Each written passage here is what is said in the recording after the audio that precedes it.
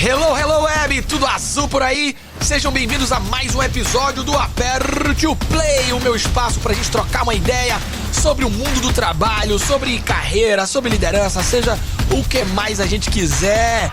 Obrigado a você que está nessa sintonia. E hoje eu vou direto ao ponto, vou deixar logo um recado de cara. Se você não é uma pessoa com estômago forte, se você não é uma pessoa que curte spoilers, então esse não é o seu episódio. Episódio de hoje: o tigre branco e as lideranças tóxicas. Vamos falar um pouquinho sobre esse filme que é um soco no estômago, um tapa na cara, uma reviravolta, um filme maravilhoso, um filme indicado ao Oscar, um filme que me fez pensar. Espero que quem assistiu tenha pensado bastante, principalmente nas correlações que esse filme faz. Então a gente vai falar sobre isso hoje. Você que tá aqui quer conhecer um pouco mais do meu trabalho, entra aí no meu Instagram, @LucasFrancoFreire, no meu site lucasfreire.com.br e a gente vai se conectando por aqui. Vamos lá, vamos começar então a falar desse filme maravilhoso. Eu vou botar aqui no fundo, vou botar aqui, se vocês vão entrar na atmosfera comigo. When you come to India, you need hundreds of millions of servants. Driver. Sorry, what's your name? Sir, Balram, sir. My name is Balram. Balram. Então, aqui tá passando no fundo aí, vocês estão ouvindo o filme Tigre Branco. E eu vou contar um pouquinho, desse filme. O filme é narrado em primeira pessoa. É uma perspectiva interessantíssima, porque o filme começa sendo narrado por uma pessoa que ascendeu na vida, cresceu na vida. E o filme conta a história de um servo que nasceu, dentro da estrutura indiana, nasceu numa comunidade muito pobre, muito humilde, e ele ascende, cresce na vida, se torna um empreendedor. Ele conta a partir do ponto de vista dele. O estopim para essa narrativa é ele escrevendo uma carta para um embaixador da China que está indo visitar a Índia, e aí ele vai apresentando a sua história. E o título do filme, Tigre Branco, tem muito do que a gente pode chamar de um determinismo social. Um professor na escola, quando ele é criança, ele tem um desempenho na escola acima da média, mas é uma escola muito humilde, num lugar muito pobre, e esse professor dá um incentivo a ele, fala que ele tem muitas condições de estudar na cidade grande e tudo mais, e conta essa anedota, essa metáfora do tigre branco, que é um tigre que nasce depois de muitas gerações. Então é uma coisa muito rara, alguém com a capacidade, a inteligência dele. Isso aí já como um pano de fundo já é uma coisa muito interessante pra gente debater, né? Olha como esse professor, na verdade, ele tá reforçando um determinismo social, um determinismo econômico, de que ele, tudo bem, tinha potencial. Aqui eu vou botar ao fundo aí da música do filme. Ele tinha potencial, mas que para transgredir naquela sociedade, para crescer, era uma coisa raríssima. Era em muitas gerações, era um tigre branco. Olha que coisa curiosa, né? Como se, para que ele pudesse ter uma vida mais digna, crescer, se tornar alguém com estudos, fosse uma coisa muito difícil para aquela cultura, para aquela realidade. E aí o filme vai construindo uma narrativa de como as estruturas econômicas, sociais e de relacionamento vão colocando as pessoas naquele lugar que é um lugar muito difícil de sair. Tem uma passagem que ele fala: existem dois tipos de pessoa na Índia, as barrigas cheias e as barrigas vazias. E depois ele usa uma metáfora, que é a metáfora do galinheiro. E ele fala: é muito difícil a gente sair do galinheiro. Uma das grandes contribuições da Índia para o mundo é o galinheiro. É muito difícil a gente sair do galinheiro. Aqui, existem vários olhares que a gente pode trazer para esse filme, mas o olhar que eu quero trazer é o olhar entre a perversão de determinadas relações entre líder e liderado, que não promove autonomia e, ao contrário, tenta manter aquela pessoa naquele estado de dependência. Às vezes uma dependência econômica ou psicológica ou uma dependência real. Isso é um tipo de padrão de comportamento, sim, de lideranças tóxicas. A história se desenrola nessa relação porque ele vai virar motorista, como servo ele vira motorista de uma família rica, E essa família rica tem um filho, e ele vira o motorista desse filho. Esse filho é cosmopolita, ele tem uma visão de mundo mais amplificada, morou nos Estados Unidos, morou em Nova York, casou com uma indiana que tinha sido criada em Nova York. E talvez seja na esposa a relação ainda mais perversa dessa liderança tóxica. Nessa esposa do filho que ele vai atender, porque ela começa a questioná-lo seguidamente sobre a própria posição, assim. Olha, você não sonha? Você não acha errado essa posição que você tá? Você não queria algo mais para sua vida? Só que ao mesmo tempo, depois eles vão criando mecanismos para colocar ele no seu devido lugar.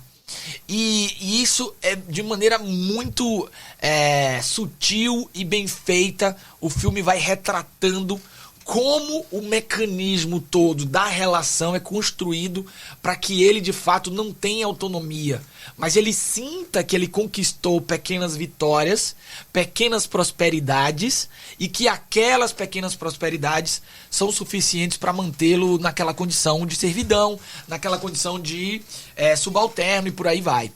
Então o filme ele trata muito bem disso, e de uma cultura que tem isso em vários elementos, né? A Índia, ela tem a cultura das castas, e aí tem um determinado momento que o filme, de maneira muito inteligente, faz a gente pensar que foi esse casal jovem com outra pegada sobre o que como deveriam ser as relações na Índia e tal. É esse casal que ajudou ele a se tornar um empreendedor. Pelo menos foi a visão que eu tive, sabe? No momento do filme, ele começa a se relacionar mais profundamente com esse casal, e aí eu fiquei imaginando assim, se é ele narrando o filme como já um empreendedor de sucesso, esse casal mudou hábitos antigos daquela cultura e ajudou ele a prosperar. Só que na verdade é exatamente o contrário, né?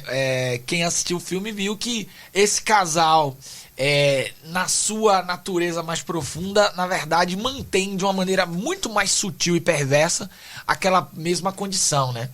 Me lembra muito um filme brasileiro que conta a história de uma empregada doméstica. Se eu não me engano, é Que Horas Ela Volta, não tem uma coisa assim, né? Eu não me lembro exatamente o nome do filme, que é um filme que retrata a relação de trabalho da empregada doméstica com a família e tal.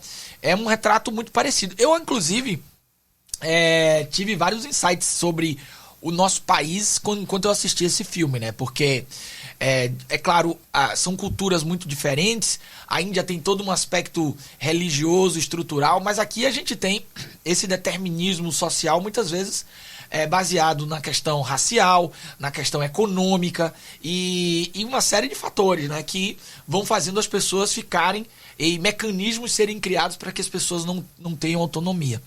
Tem um conceito da resiliência que estimula, que ajuda a resiliência, chamado autodeterminação e autodomínio. Se vocês assistirem uma live, eu fiz uma live há um tempo atrás, acho que ela ainda está no LinkedIn, sobre resiliência. Eu falo sobre algumas teorias de resiliência.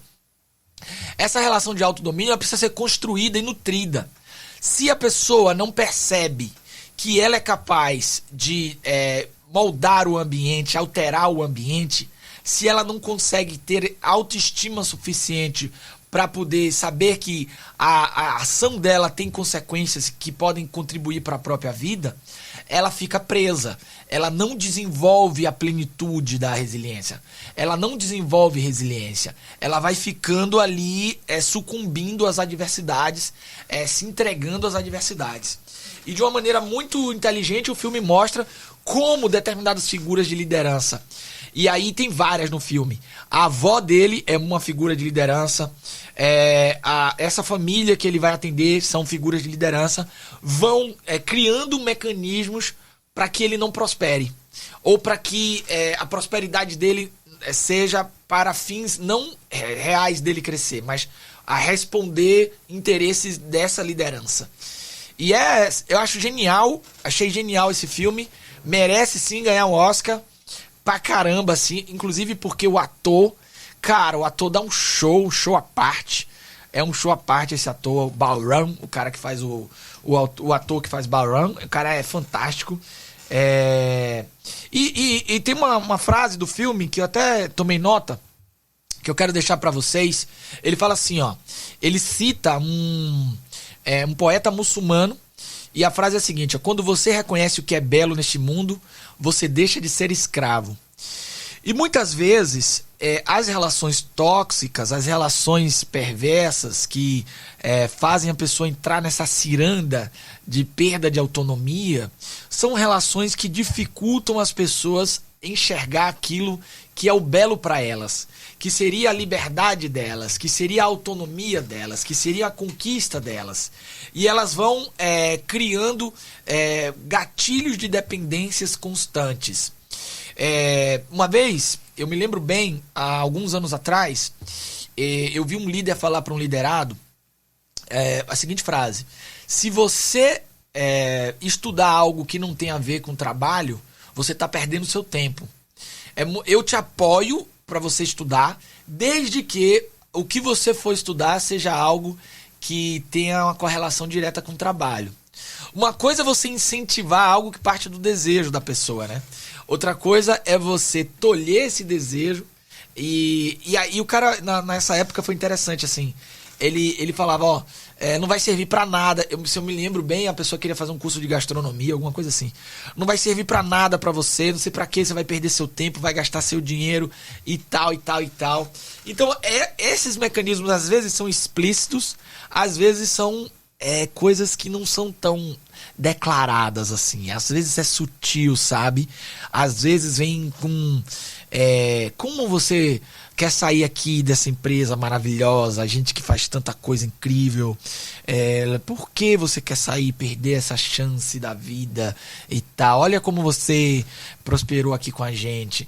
E na verdade não está incentivando a pessoa a fazer as rupturas que ela deseja, que ela quer, que ela precisa para a vida dela.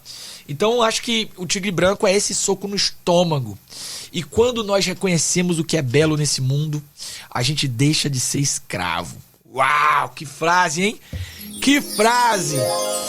Então, o desenrolar do filme, ele cria essa ruptura, ele vira empreendedor, mas eu não vou contar não. Pra quem não assistiu o filme, vocês assistam e descubram a maneira como esse cara, a maneira torta como esse cara encontra pra fazer isso. Mas o final do filme eu posso contar, que eu acho que já falei também pra caramba aqui, já foi. Ele vira um líder diferente. E olha, uma geração de líderes que vem surgindo hoje, como eu venho fazendo nas lives, ouvindo falar dos líderes, muitos líderes que entendem esse mecanismo, percebem que isso acontecia ao longo do tempo, eles começam a perceber que para além do ato da relação direta de liderança para o resultado do negócio, existe também uma função de contribuição desse líder social para a autonomia das pessoas, para que as pessoas prosperem. E eu tenho conversado e conhecido muitos líderes assim, tenho me sentido assim muito feliz de poder provocar lideranças a fazer isso. E ele se torna um líder assim, ele abre o negócio dele e ele fala, olha, aqui as relações são transparentes, eu faço os contratos e deixando claro tudo que a gente vai negociar. E aí ele conta em detalhes como é essa gestão que ele aplica na empresa dele como empreendedor. E ele fala, eu sou a nova Índia, né? E aí ele traz nesse DNA dessa figura de liderança, essa ruptura de um modelo de coerção, de diminuição da autoestima, de diminuição de quem é a pessoa, para um modelo que transgride, que ajuda a prosperidade, que ajuda as pessoas a crescerem. Eu acho que essa serve de dica também para a nossa cultura local brasileira. Eu acho que o Brasil precisa adotar e pensar, refletir de maneira profunda sobre um modelo de liderança Brazuca, PTBR, que é um modelo que, como o Balram fala na Índia, nós temos os barriga cheia e os barriga vazias, né? Aqui a gente ainda tem uma representação muito forte de liderança ser um lugar de privilégios. Eu quero ser líder porque ao ser líder eu vou atingir uma casta superior. A gente não tem castas, na Índia tem casta, mas é como se a gente atingisse um lugar de privilégios, de diferenciação. Quando na verdade liderança tem a ver com servir, né? Liderança tem a ver com compartilhar, construir ambientes de prosperidade. É isso, galera. O podcast de hoje é sobre esse filme, pra gente poder debater, trocar ideias sobre o Tigre Branco. Assista. Quem não viu, assista. Quem já viu, escreve aí o que achou. É um soco no estômago.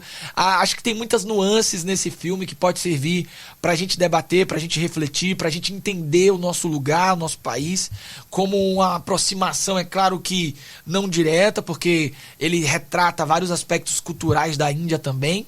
Mas aqui a gente tem os nossos problemas, os nossos abismos, e a gente não pode viver com esse pensamento que para que a pessoa prospere existe um determinismo, tem que nascer um tigre branco. Não, todo dia nascem muitos tigres, cada um é de um jeito e todos podem prosperar. É isso aí! Então eu vou ficando por aqui no podcast de hoje. Espero que tenham se sentido provocados a assistir o Tigre Branco. E depois façam aí o quebra-língua tigre branco. 3 pratos de tigre branco para os tigres tristes. Eu vou ficando por aqui. Eu sou o psicólogo Lucas Freire. Vejo vocês no próximo episódio. Se você quiser se conectar comigo, Instagram @LucasFrancoFreire e o meu YouTube Lucas Franco Freire, o meu site lucasfreire.com.br. O Aperto o Play vai ficando por aqui. See you later, alligator. After a while, crocodile. Eu vou deixar vocês aqui com um pouquinho do... When you come to India, you meet hundreds of millions of servants like me. I'm Lucas Freire. Sorry, what's your name? Let's work together. Balaram, I got it. É isso aí, galera. Um abraço a todos. Fui! I love this song. Turn it up.